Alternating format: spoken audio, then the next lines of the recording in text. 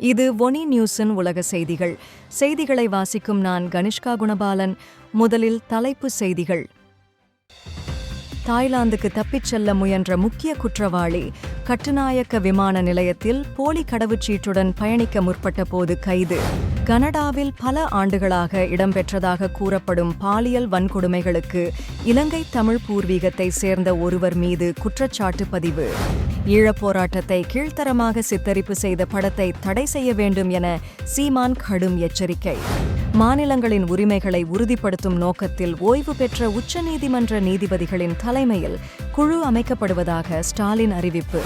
அமெரிக்காவில் வசிக்கும் வெளிநாட்டவர்களுக்கு கட்டாயத்துடன் கூடிய புதிய சட்ட திருத்தங்கள் அமுலுக்கு வருவதாக தெரிவிப்பு.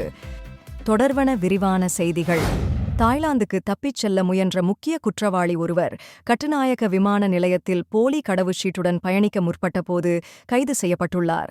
சமீபத்தில் பூசா சிறைச்சாலையின் ஓய்வு பெற்ற கண்காணிப்பாளர் ஒருவரை அவரது இல்லத்தின் முன்பாக துப்பாக்கிச் சூட்டில் கொன்ற சம்பவம் தொடர்பாக தேடப்பட்டு வந்த சந்தேக நபரே இவ்வாறு கைது செய்யப்பட்டுள்ளார். குற்றப் புலனாய்வு பிரிவு அதிகாரிகள் விமான நிலைய புறப்பாட்டு பகுதிகளில் செயல்படுத்தப்பட்ட முகம் அடையாளம் காணும் தொழில்நுட்பத்தின் உதவியுடன் அவரை அடையாளம் கண்டு கைது செய்தனர். அம்பலாங்கொடையைச் சேர்ந்த 31 வயதுடைய விஜயமுனி லலந்த பிரிதிராஜ் குமார என்பவரே கைது செய்யப்பட்டுள்ளார்.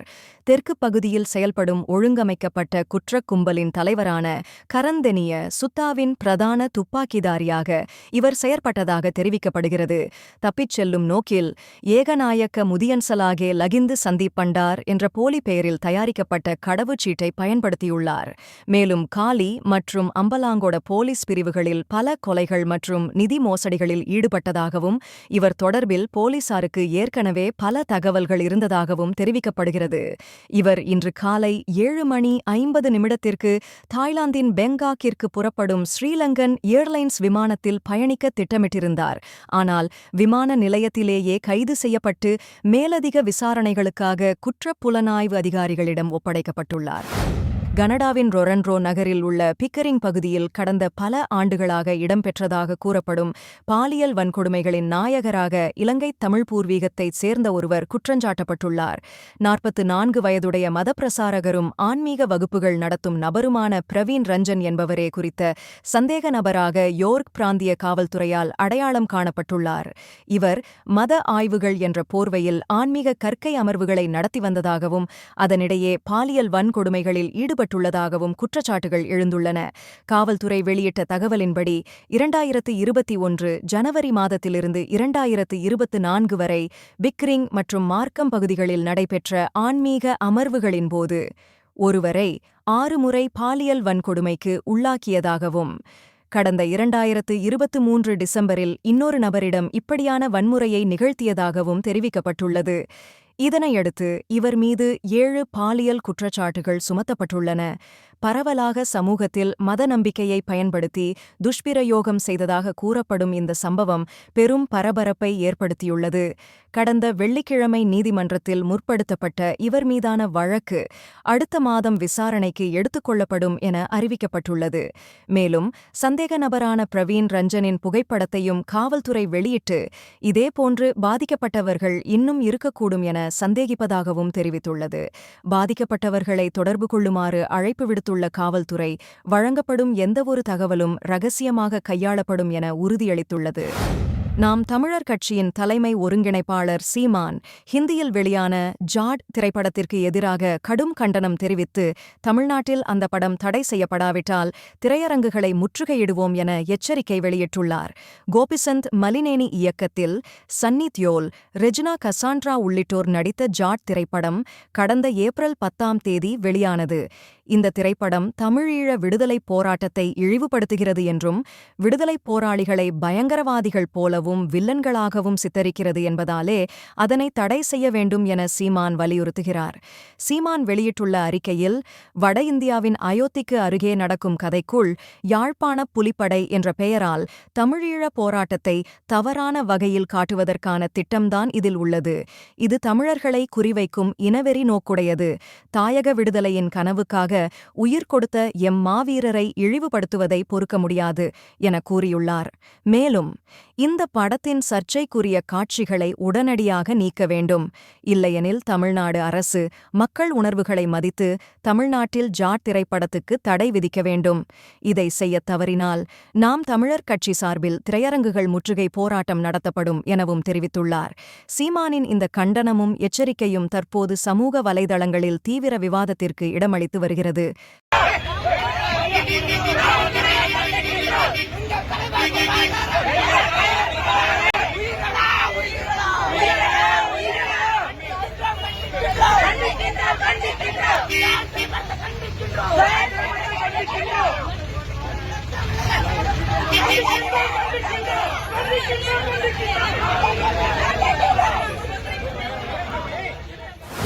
தமிழக சட்டப்பேரவையில் முக்கியமான அறிவிப்பை வெளியிட்ட முதலமைச்சர் ஸ்டாலின் மாநிலங்களின் உரிமைகளை உறுதிப்படுத்தும் நோக்கத்தில் ஓய்வு பெற்ற உச்சநீதிமன்ற நீதிபதி குரியன் ஜோசப் தலைமையில் ஒரு உயர்மட்ட குழு அமைக்கப்படுவதாக அறிவித்தார்.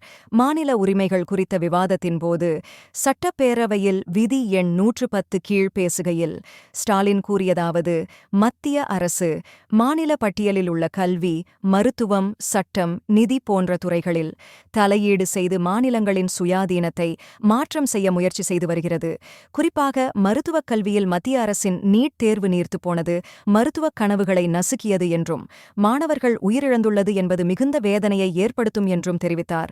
மேலும் மும்மொழிக் கொள்கை மூலம் ஹிந்தி திணிப்பு, GST மூலமாக மாநில வருவாய் இழப்புகள் ஆகியவையும் மாநில உரிமைகளின் மீதான அத்துமீறல்களாகவே கருதப்படுகின்றன எனவும் அவர் சுட்டிக்காட்டினார். இவ்வாறு ஒவ்வொன்றாக மாநிலங்களின் உரிமைகள் பறிக்கப்படுவதற்கெதிராக தமிழகமே இதற்கான முதல் எதிர்வினையை வெளிப்படுத்தி வருகிறது என்றார். இதன் தொடர்ச்சியாக மாநிலங்களின் நியாயமான உரிமைகளை மீட்டெடுப்பதற்காக பரிந்துரைகளை வழங்க ஓய்வு பெற்ற நீதிபதி குரியன் ஜோசப் தலைமையில் அமைக்கப்படும் இந்த குழுவில் முன்னாள் IAS அதிகாரி அசோக் வர்தன் மற்றும் திட்டக்குழு முன்னாள் தலைவர் நாகநாதன் ஆகியோரும் உறுப்பினர்களாக பணியாற்றுவார்கள். இந்த உயர்மட்ட குழு 2026 ஜனவரியில் இடைக்கால அறிக்கையையும் 2 ஆண்டுகளுக்குள் இறுதி அறிக்கையையும் தமிழக அரசுக்கு சமர்ப்பிக்கும் என அறிவிக்கப்பட்டுள்ளது. மாநிலங்களின் நலனுக்காகவும் நாட்டின் கூட்டாட்சி வடிவமைப்பை பேணுவதற்கும் இது ஒரு முக்கிய முன்னோடி முயற்சி என முதலமைச்சர் வலியுறுத்தினார். அமெரிக்காவில் வசிக்கும் வெளிநாட்டவர்கள், குறிப்பாக 14 வயதுக்கு மேற்பட்டவர்கள் 30 நாட்களுக்கு மேல் அமெரிக்காவில் தங்கியிருந்தால் அவர்கள் தங்களது விவரங்களை உள்துறை பாதுகாப்பு அலுவலகங்களில் பதிவு செய்ய வேண்டும் என்ற கட்டாயத்துடன் புதிய சட்ட திருத்தங்கள் அமுலில் வந்துள்ளன.